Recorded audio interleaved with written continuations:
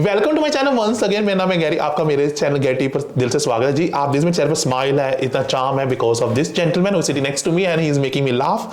And ये मुझे बताएंगे अभी आपका केयर होम जो वर्क वीज़ा जो बहुत फेमस है, बहुत ट्रेंडिंग चल रहा है और यहाँ पर बहुत रिक्वायरमेंट भी है आफ्टर कोविड, आप लोग कैसे ले सकते हैं, उसकी क्या रिक्वायरमेंट है, और ये पूछेंगे बहुत सारा जो न्यूज़ में आता है, हम पढ़ते हैं, जो मैंने भी सुना है कि केयर होम में लोग जॉब लेते हैं, बस स्पॉन्सरशिप कैंसिल कर देते हैं, तो क्या वो लड़का लड़की वापस इंडिया जाना पड़ेगा, क्या उनके कुछ राइट्स है यहाँ पर स्टे करने के लिए, क्या वो स्विच ऑन कर सकते हैं, क्या ये 10,000 जो पाउंड से वीज़ा मिलते हैं क्या एक फेक न्यूज़ है। वो will discuss everything about today care home visa पर। उसके लिए मैं वकील साहब को लेकर अपने चैनल पर, जिनके पास 10 साल ज़्यादा एक्सपीरियंस है, क्योंकि मैं ना तो वकील हूँ ना ही कोई एजेंट। पर आपने वीडियो को लाइक करना है, कोई भी क्वेश्चन आपको केयर होम या किसी और भी वीज़ा के बारे में नीचे लिखे, इनकी टीम आपको आंसर देने की कोशिश करेगी और इनका नंबर दिया गया डिस्क्रिप्शन में। तो guys come forward and please like the video. अब दिल बड़ा कीजिए, मैंने पैसा लगाकर यहाँ पर आया हूँ। Welcome to my show. First बताइए केयर होम वर्क वीज़ा क्या होता है और क्या ये आज बहुत ईजिली लोग ले रहे, स्टूडेंट्स खास करके, कैसे मिलता है और क्या है ये वीज़ा, पहले बताएं। गैरी, सबसे पहले तो आपको सब सोलिसिटर्स की तरफ से वेलकम। जो क्वेश्चन आपने किया, जो टॉपिक आपने चूज़ किया है इस सेशन के लिए बहुत इंपॉर्टेंट है और ये बहुत इस वक्त ट्रेंडिंग में ट्रेंडी है। सबसे पहले जो इम्पोर्टेंट चीज़ मैं आपको बता दूं कि बिल्कुल एक स्किल्ड वर्कर जो कैटेगरी है इमिग्रेशन की, उसमें ये केयरर एंड हेल्थ केयर जो प्रोफेशनल्स हैं, होम ऑफिस ने एक पर्टिकुलरली ये कैटेगरी बनाई थी कोविड की वजह से, जो हेल्थ केयर का जो स्टाफ की जो शॉर्टेज थी उसको पूरा करने के लिए। अगेन उसके साथ साथ लोगों के लिए भी ये एक अपॉर्चुनिटी थी कि वो इस मुल्क में आएँ और ये वीज़ा लें और एवेंचुअली सेटल हो जाएं, फिर ब्रिटिश बन जाए। ये 5 साल सेटल हो जाते हैं तो जी, तो इसकी भी जो कैटेगरी है ये भी आपको 5 ईयर्स के बाद इंडेफिनिट और फिर 1 साल बाद नेशनलिटी की तरफ ले जाती है। गुड न्यूज़ फर्दर ये है कि ये इन कंट्री भी लोग स्विच कर सकते हैं, जैसे कि स्टूडेंट आए थे या स्टूडेंट वीज़े पे हैं या किसी और परमिसिबल कैटेगरी में हैं। और दूसरी चीज़ ये है कि आप इंडिया, पाकिस्तान से भी, बांग्लादेश से भी, बाहर के मुल्क से भी आप अप्लाई कर सकते हैं। रिक्वायरमेंट मेनली वही है कि आपको स्पॉन्सर चाहिए, यहाँ केयर होम हो गया या डोमिसिलरी केयर की जो एजेंसीज़ हैं, केयर एजेंसीज जिसको बोलते हैं, जिनके पास होम ऑफिस का लाइसेंस हो और वो आपको स्पॉन्सर करे। स्पॉन्सरशिप भी फिर 2 किस्म की है, वो आपको 3 साल के लिए भी दे सकते हैं, 5 के लिए भी दे सकते हैं। अगर 3 का देंगे फिर आपको 2 ईयर्स एक्सटेंशन भी चाहिए होगी। डायरेक्ट 5 ईयर्स का दे दे तो 5 ईयर्स गुजार के आप इंडेफिनिट की तरफ जाते हैं। इसके अलावा आपको इंग्लिश लैंग्वेज की रिक्वायरमेंट मीट करनी होती है, इंग्लिश एट लेवल B1, जिसमें आप आइल्स कर सकते हैं, पियर्सन कर सकते हैं, ट्रिनिटी वाला कर सकते हैं, लैंग्वेज सर्ट कर सकते हैं। अगर आप बाहर से कर रहे हैं तो आपको अपने मुल्क में चेक करना है कि वो अप्रूव्ड सेंटर ही हो, ये बड़ा इंपॉर्टेंट है। क्योंकि बाद सेंटर आपको कहते हैं कि जी हम कराते हैं, लेकिन वो एक्चुअली वो उनका अपना टेस्ट होता है, वो जो अप्रूव्ड बॉडी है उसका नहीं होता, तो ये मेक श्योर आप कीजिएगा। इन कंट्री में भी यही वाले चारों में से कोई भी test at level B1 acceptable है। अगर आपने यहाँ UK की डिग्री की हुई है तो फिर आप डिग्री की वजह से फिर इन टेस्ट की ज़रूरत नहीं होती, आप इंग्लिश लैंग्वेज वैसे ही मीट करते हैं। अगर आपने बाहर से कोई डिग्री की हुई है तो फिर होम ऑफिस का एक इदारा, अप्रूव्ड इदारा है, इजी है, बहुत इजी। B1 टेस्ट बहुत इजी होता है, मेरे फ्रेंड ने इजी है, मगर फर्ज करें किसी ने डिग्री की है so they don't need to do it, वो एक फ़ायदा हो गया। जो अगला आपका एक पॉइंट है कि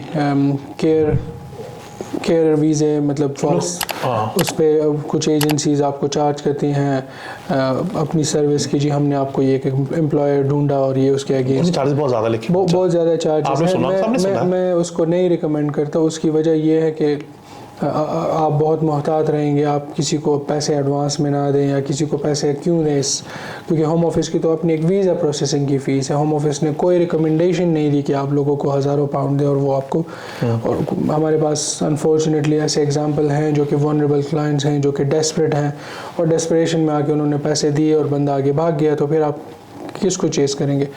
तो अभी आपका सवाल बनता है कि जी हम कैसे फिर अपने लिए अपॉर्चुनिटी ढूंढें। उसका बेस्ट जो मैं आपको सोल्यूशन दूं, और ये सोल्यूशन इस सोल्यूशन ने काम किया है, मेरे क्लाइंट्स हैं जिनको मैंने ये एडवाइस दी, और वो बैठे सिस्टम पे, कंप्यूटर पे, उन्होंने होम ऑफिस की वेबसाइट पे जाके जो अप्रूव्ड स्पॉन्सर रजिस्टर की लिस्ट को आप डाउनलोड करें, एक्सेल शीट है वो, उसमें तकरीबन इस वक्त 60,000 के करीब बल्कि ज़्यादा होम ऑफिस के अप्रूव्ड एम्प्लॉयज़ हैं। तो आप उसमें कीवर्ड केयर का आप सर्च करें, आपको बहुत सारी एजेंसीज़ मिलेंगी, कंपनीज़ मिलेंगी जिनके पास लाइसेंस है। आप उनकी कॉन्टैक्ट डिटेल्स दें, उनको ईमेल डालें, CV भेजें, अपना एक्सपीरियंस आपका होना चाहिए केयर और हेल्थ इंडस्ट्री में, तो आपको ज़रूर कोई ना कोई जो है ना रिस्पॉन्ड करेगा और आपको स्पॉन्सरशिप मिल जाएगी।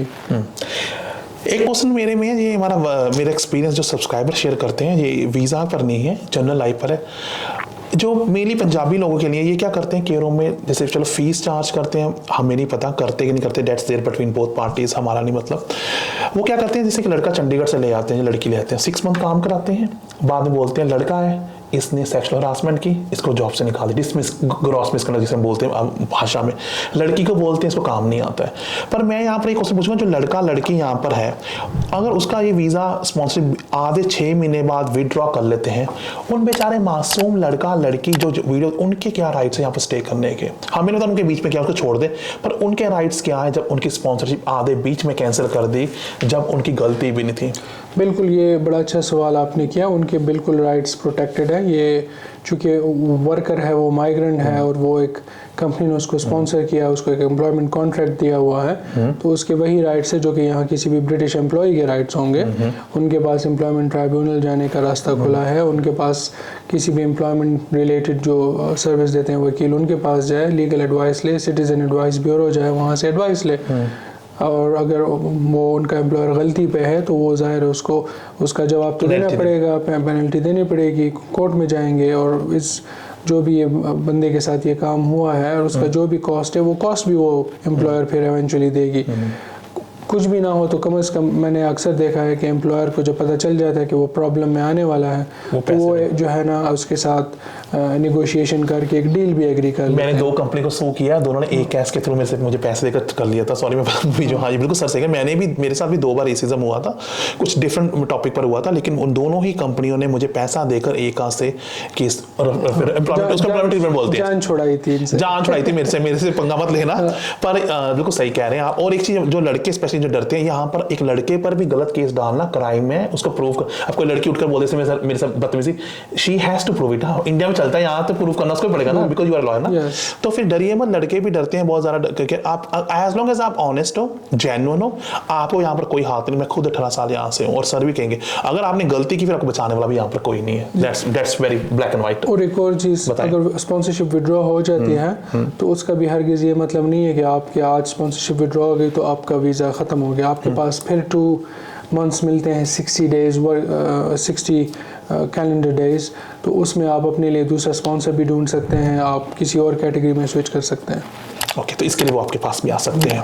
तो यही था मेन केयर होम का वीज़ा, जो लोग डर रहे थे ऐसे कैंसिल हो, हम क्या करेंगे, सर ने बिल्कुल क्लियर बता दिया। तो कोई भी क्वेश्चन है वीडियो कमेंट लिखना, मैं तो वकील नहीं हूँ ना एजेंट हूँ, सर आपका सॉलिसिटर है, सर आपका रिप्लाई इनकी टीम करनी शुरू करेगी। पर प्लीज़ वीडियो को एक इंसान दिल खोल कर लाइक कीजिए, क्योंकि इतनी रिसर्च कोई भी आदमी आपके लिए नहीं करेगा जो मैं आपके लिए भाग करा, क्योंकि ये बात सही है ना, क्योंकि मैं खुद भी एजेंट इंडिया बैठ कर बन सकता, लेकिन नहीं, मैंने कहा नहीं, मैं गरीबों की हेल्प करूंगा और ऐसे लोग को लेकर आऊंगा जिनके पास मोर देन 10 ईयर्स है, और इन्होंने खुद अपनी यहाँ पर जर्नी, आपको लगता है बड़ी चेयर बैठे, इन्होंने भी स्ट्रगल किया हो किसी टाइम, जब ये वकील बने, स्टडी बुक बड़ी मोटी किताबें पढ़ी होंगी, इनको पता नहीं कुछ पोजीशन पाने के लिए इस कुर्सी बैठे, सब आदमी स्ट्रगल करते हैं। और मैंने भी अगर सब्सक्राइबर गेन किया मोर देन 2 लाख, मेरे पास भी 2.5 ईयर की मेरी स्ट्रगल है जो आप लोग के सामने है। तो गाइस वीडियो को लाइक कीजिए और अपना हौसला किसी के लिए मत छोड़िए। Thank you very much. Thank you very much.